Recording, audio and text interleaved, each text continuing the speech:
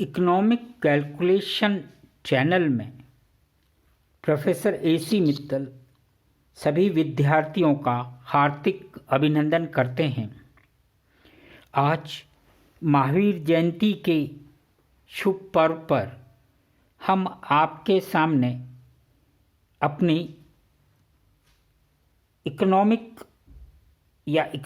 Of inequality, आय की असमानता के अर्थशास्त्र के विषय में हम आगे चर्चा करते हुए निर्धनता या पॉवर्टी के बारे में हम यहाँ पर चर्चा करेंगे और उन प्रश्नों के बारे में भी स्पष्ट करेंगे जो एग्जामिनेशन में आपके लिए इम्पॉर्टेंट हैं। चैनल को, इस लेक्चर को शुरू करने से पहले मैं सभी विद्यार्थियों से ये अपेक्षा करता हूँ कि वे चैनल को सब्सक्राइब करें, लाइक करें और अपनी प्रॉब्लम्स को कमेंट बॉक्स में दें और अपने मित्रों के साथ इसे शेयर करें जिससे सभी को इसका लाभ हो। हम अब लेक्चर शुरू करते हैं कि इकोनॉमिक्स ऑफ इनइक्वलिटी में हम पॉवर्टी या गरीबी, निर्धनता के विषय पर एग्जामिनेशन में आने वाले प्रश्न, चाहे वो IAS के हो, नेट हो या और सेंट्रल यूनिवर्सिटीज़ के combined test, that is important.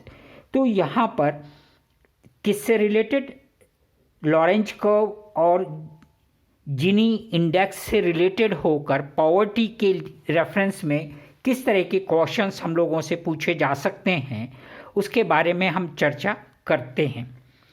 प्रश्न यह है कि आय की असमानता के विषय में हम देखें तो 19वीं शताब्दी के प्रारंभ से इस पे विस्तृत चर्चा होने लगी थी। औद्योगिकरण जब यूरोप में शुरू हुआ था तो इनकम इनइक्वालिटी के डिस्कशंस शुरू हो गए थे और आज ये हमारा एक पूरे विश्व अर्थव्यवस्था में एक प्रमुख समस्या यही है कि आय की असमानता को किस प्रकार न्यूनतम किया जाए। तो आय की असमानता के विषय में जो है हम किस तरीके से पैरामीटर्स या घटक लेते हैं उनके बारे में चर्चा करते हैं कि 19वीं शताब्दी में इसके ऊपर चर्चा शुरू हो गई थी। अब इस चर्चा को करने से पहले आपके साथ दो शब्दों का चयन करना और उसके बारे में आपको समझना अनिवार्य है। इन दोनों शब्दों को, क्या इक्वलिटी और इक्विटेबल, ये दोनों शब्द जो हैं, क्या समानता या समरूपता और न्याय संगतता, ये दो शब्द जब तक आप अपने साथ नहीं समझेंगे तब तक आप इकोनॉमिक्स ऑफ इनइक्वलिटी या पॉवर्टी को अंडरस्टैंड नहीं कर सकते।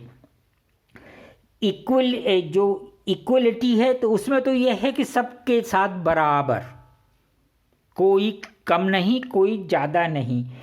दूसरा है इक्विटेबल, यानी कि जिसका जितना हिस्सा बन सकता है उस हिसाब से उसको बांटा जाए, यानी न्याय संगत किया जाए।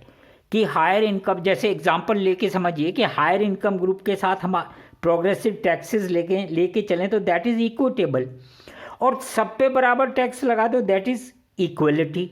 तो इक्वलिटी और इक्विटेबिलिटी दोनों शब्द आपको अच्छी तरह से समझ में आने चाहिए। इनको आप अलग अलग स्रोतों से समझने की कोशिश कीजिए। नहीं क्लियर हो रहा है कमेंट बॉक्स में दीजिए, हम उसकी चर्चा करेंगे। अब आगे चलते हैं कि राष्ट्र की आय की असमानता का अध्ययन 1905 में अमेरिकी अर्थशास्त्री लॉरेंज ने अपनी PhD कर रहे थे। उस पीरियड में एक अपना पेपर पब्लिश किया था। उस पेपर के अंदर उन्होंने एक डायग्रामेटिक रिप्रेजेंटेशन दिया था, किसके लिए, अनइक्वलिटी को आइडेंटिफाई करने के लिए। तो उसी के रेफरेंस में हम यहाँ पर आगे चर्चा करते हैं। हम देख रहे हैं कि उपभोक्ता की जो विचारधारा है उसमें हम क्या, इसके बाद में क्या कि 1912 में जिनी ने या कार्डो जिनी ने लॉरेंस कर्व का इस्तेमाल करते हुए आय की असमानता का विश्लेषण देने का प्रयास किया था। ओके, इस तरह से जो लॉरेंस कर्व का यूज़ करते हुए गिनी इंडेक्स, या आपको जगह जिनी कॉफिशिएंट भी मिलेगा, अगर आप कुछ पढ़ेंगे सुनेंगे तो गिनी भी मिलेगा। जो अगर हम मूल जो शब्द है वो है जिनी, और हम लोग उसकी भाषा का प्रयोग करते हैं गिनी। तो गिनी हो जिनी हो, कंफ्यूज होने की आपको ज़रूरत नहीं है। तो जिनी इंडेक्स का राष्ट्रों के क्या कब शुरू हुआ था? राष्ट्रों के धन के वितरण की असमानता को अंकित करने का, यानी कि उसको पॉइंट आउट करना, वेरी इंपॉर्टेंट, अंकित, पॉइंट करना है ना। तो आगे चल के उसका एक्सप्लेनेशन है कि धन के वितरण की असमानता को अंकित करना। और ये जो जिनी इंडेक्स है ये परसेंटेज की क्यूमुलेशन में जो है परसेंटाइल्स में लेके हम इसको कैलकुलेट करते हैं। और सबसे मुख्य बात यह है एग्जामिनेशन का प्रश्न कि जिनी इंडेक्स, जिनी कॉफिशिएंट एक स्टैटिस्टिकल मेथड है, सांख्यिकी विधि है जो राष्ट्रीय जनसंख्या में या राष्ट्रीय जनसंख्या के मध्य धन वितरण से असमानता का अध्ययन है। धन वितरण की असमानता का जो अध्ययन है वो स्टैटिस्टिकल जो टूल है वो क्या है? जिनी इंडेक्स है। अब आगे इसको आप देखने का कोशिश कीजिएगा कि क्या बात की जिनी इंडेक्स या जिनी कॉफिशिएंट धन की असमानता का मापक होता है, ठीक है, किंतु ओवरऑल यानी कि अगर समग्र लें तो धन का माप अथवा कारक नहीं बनता।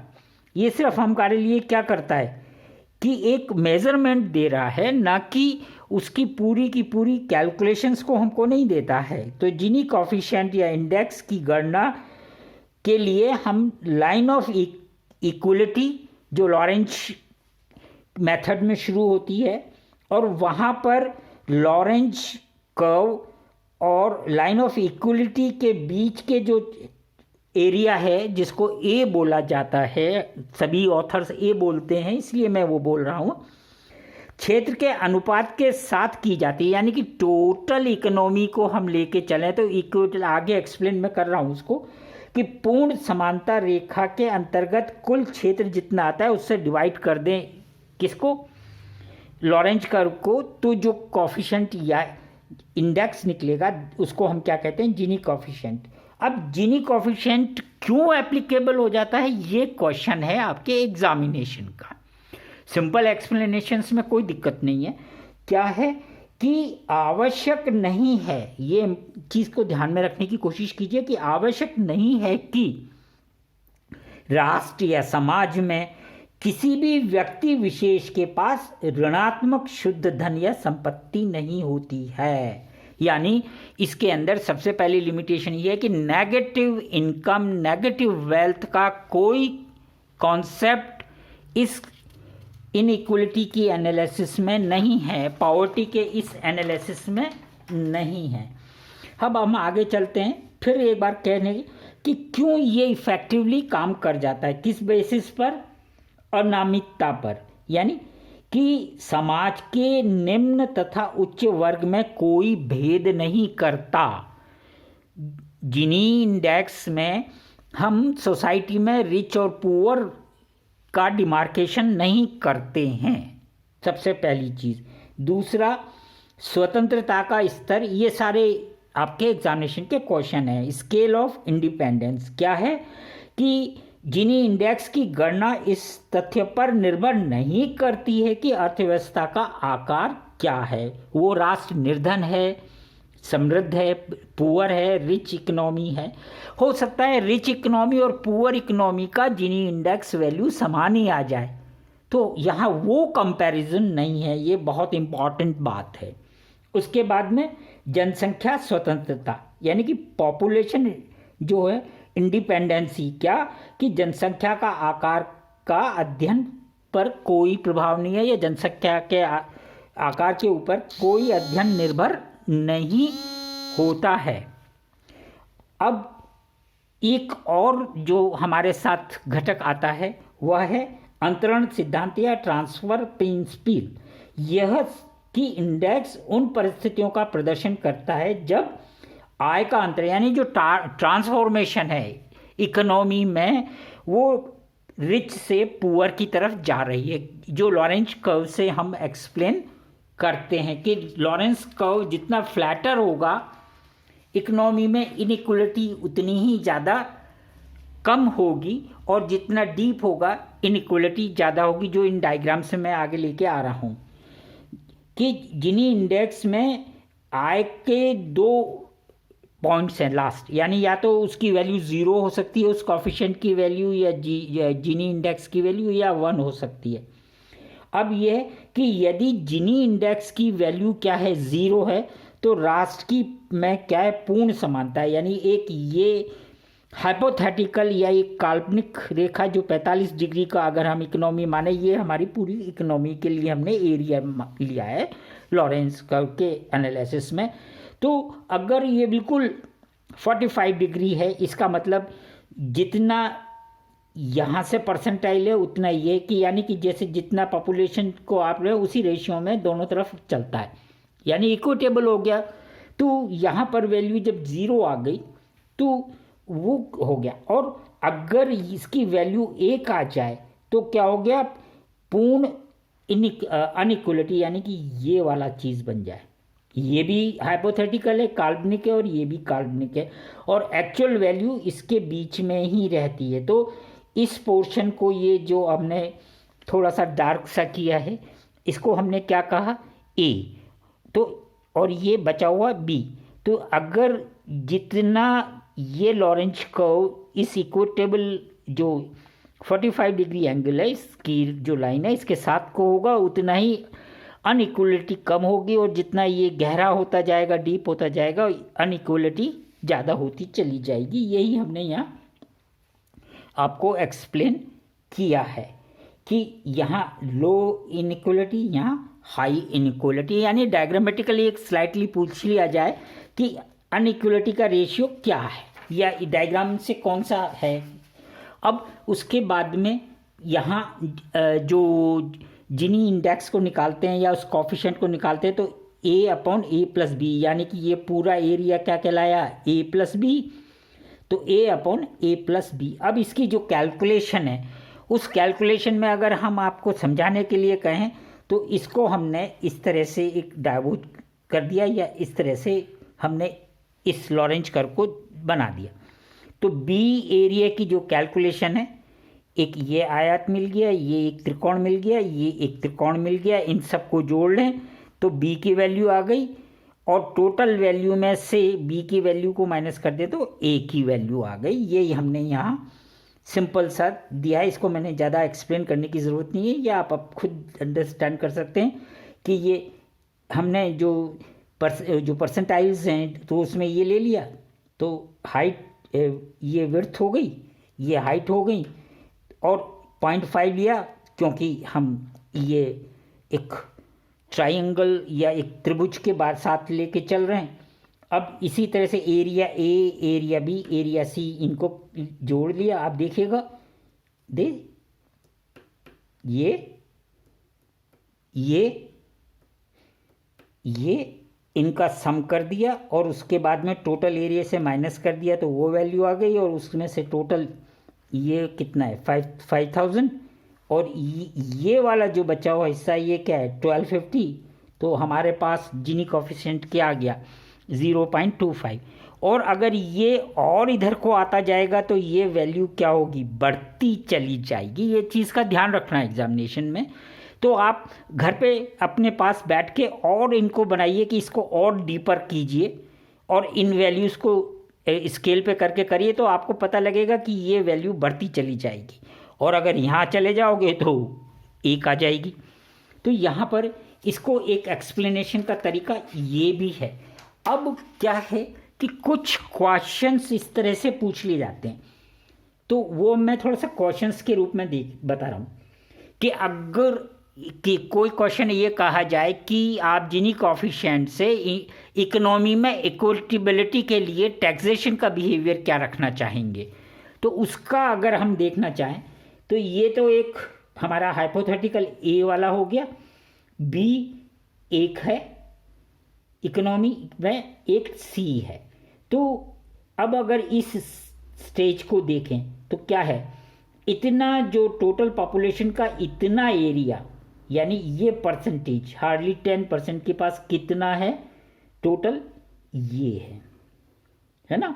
अब इस पे क्या करा जाए कि अगर टैक्सेशन कर दिए जाए तो टैक्सेशन करने के बाद हमारे पास ये जो पहले क्या थी, ये रेड वाला जो लॉरेंज कर्व है, ये लॉरेंज कर्व पहला है जब टैक्सेशन नहीं किए तब क्या है, इस पॉपुलेशन के पास इतना एरिया क्या है, ये सारा का सारा उसके पास इनकम है। अब टैक्सेशन किया तो लॉरेंज कर्व शिफ्ट होगा, क्योंकि हम ये कहते हैं ना कि जीनी कोफिशिएंट में जो है रिच से पुअर की तरफ जाना, तो यहाँ पर हमने टैक्स एम्प्लॉय किया तो हमारा लॉरेंज कर्व हो सकता है इस तरह से निकला। तो ये इस पॉइंट पे, यानी कि अब इस 10% पॉपुलेशन के पास कुल कितना बचा है, ये बचा है। तो ये टैक्सेशन लगा के अनइक्वलिटी को हमने क्या करना चाहा सोसाइटी में। अब दूसरी यहाँ पर एक और इंटरेस्टिंग है कि अगर हम क्वेश्चंस बना लें, यानी कि देखिए मैंने बना दिया 10%, ये 20%, तो अगर हम यहाँ देखें 20% इक्विटेबल में देखें तो ये 20 के पास 20 हो गया। अगर ए कंट्री का देखें तो ए कंट्री के पास कितना है, 9% है इस फर्स्ट 20 के पास, और बी कंट्री के पास कितना है, 4% है, राइट। अब अगर देखें हाईएस्ट देखें तो हाईएस्ट 10% के पास बी कंट्री के पास कितना है, ये वाला एरिया है, और ए कंट्री के पास ये वाला एरिया है। अब इसके बेसिस पे आपको अगर एग्जामिनेशन में क्वेश्चन बना दें, मैंने जैसे कि पहला क्वेश्चन शुरू करता हूँ कि 10% जनसंख्या किसकी, ए की 10% जनसंख्या के पास कितनी 90% आए हैं तो, या 80%, तो आप क्या कहेंगे, फॉल्स, क्योंकि इसके पास तो इतनी ही तो है, इतनी थोड़ी है। ऐसे ही सेकंड में कि अगर पुअरेस्ट है, गरीब है, 90% जनसंख्या के पास 80% आए हैं। अब इसका भी आंसर बी, जनसंख्या बी के पास जो 80%, 10% के पास 80 है, 80 नहीं है, 65 ही है, ये वाला इलाका हो गया। और इसी तरह ए और बी राष्ट्र की तुलना में आय की असमानता किसके पास ज़्यादा है, तो ये बड़ी इंटरेस्टिंग है। यहाँ देख के तो आपको लगेगा ए के पास ज़्यादा है, किंतु अगर आप ध्यान से देखें तो बी में, बी के इस 10% के पास कितना पोर्शन है, ये है, जबकि ए के पास इतना है। तो अनइक्वलिटी किस में ज़्यादा है, बी में ज़्यादा है, ए में। तो उसी तरह से आप देखिए ये फोर्थ क्वेश्चन भी है, इसको पढ़िएगा, अपने आप से सॉल्व कीजिए, टिक करने के लिए जगह दे दी है। अब यहाँ पर हम अपने विषय को विराम देते हैं और सभी विद्यार्थियों से अपेक्षा है कि वो चैनल को सब्सक्राइब करें, लाइक करें और अपनी प्रॉब्लम्स को कमेंट बॉक्स में दें। ओके, धन्यवाद।